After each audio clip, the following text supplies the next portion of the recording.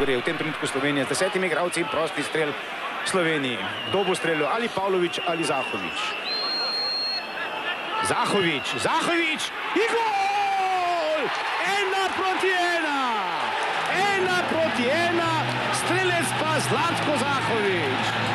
Velemojster ostaja velemojster. Da, to je prekrasen zaključek te tekme. Mislim, da bo potem, ko bo Jugoslavija začela sredine, odpiskal tudi konec. Naši so si po igri v drugem polčasu zaslužili izenačenje. Velemojster Zlatko Zahović pa je premagal Kotića. Poglejmo še enkrat. Natančen mojsterski strel.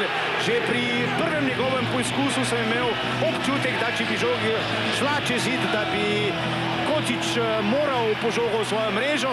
Takole pa natančen strel Zlatka Zahovića, njegov 27. gol za Slovenijo in izenačenje v Ljubljani. Zadnji trenutki obračuna med Slovenijo in Jugoslavijo. Jugoslavija je povedla v 33. minuti, Zlatko Zahović pa je izenačil v sodnikovem podaljšku. Đorđević, napad Jugoslavije, pa tam prekršek in nekdo bo dobil rumeni karton. Kdo? Vogdalić kaznovan. Pri Jugoslaviji 4 rumeni kartoni, pri Sloveniji 3. Tu ste videli z obvezano glavo Sandija Knausa. Slovenija v tem trenutku z 10 nogometaši, vendar časa ni veliko. Kmalu bo moral Nizozemec Jol odpiskati konec. Prosti strel zdaj za Mihajlovića. To je seveda nevarno za Simunovića. Bodo naši vzdržali. Bo Slovenija dobila točko proti Jugoslaviji. Mihajlović, tam gneča in Simunović brani. Pa potem Bulajić. Odlično, Simunović, pa potem Bulajić, ostaja 1:1. Razburljiv zaključek za Bežigradom. Slovenija 1, Jugoslavija 1. Lazetić zdaj teče po Mojri, že 51. minuta tekme v drugem polčasu. Žoga za Slovenijo. Tu poglejmo, takole je hrabro posredoval Simunović pred Krstajićem in tudi po njegovi zaslugi ostaja 1:1. Še enkrat v ponovljenem posnetku Marko Simunović in konec tekme. Konec tekme v Ljubljani. Lahko smo zadovoljni. Izid je 1:1. Za Jugoslavijo strelec Milošević, za Slovenijo pa Zlatko Zahović.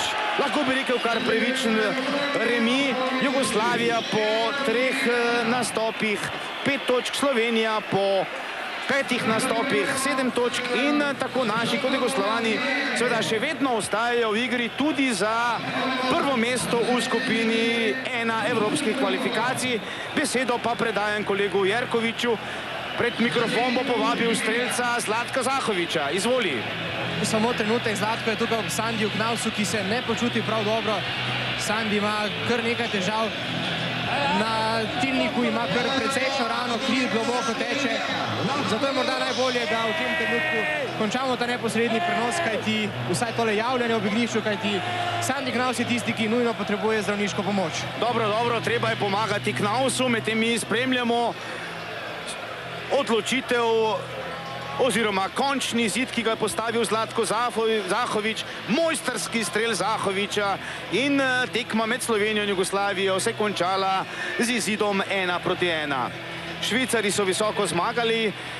Zadnja informacija, njihovo vodstvo 5:0, Rusija je premagala Ferske otoke 1:0 in v tej skupini številka 1, kjer igrata Slovenija in Jugoslavija, takle vrstni red. Trenutno na prvem mestu Rusija po 4 nastopih 10 točk, potem na drugem mestu Švica, ki je na 5 tekmah zbrala 8 točk, pa potem na tretjem mestu Slovenija s 5 tekem 7 točk, na četrtem mestu Jugoslavija s 3 tekem 5 točk, pa potem 4 točkami na 5. mestu Ferski otoki in pa na 6. mestu Luksemburg, zaenkrat brez točk. Torej v Ljubljani za Bežigradom Slovenija, Jugoslavija, najbolj pravični izid.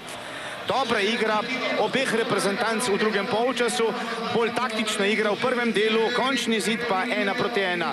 Strelca za Jugoslavijo, žal poškodovani Milošević, za Slovenijo Zlatko Zahović, tu pa, kot kaže, še ena žrtev današnje tekme, poškodba Aleksandra Knausa.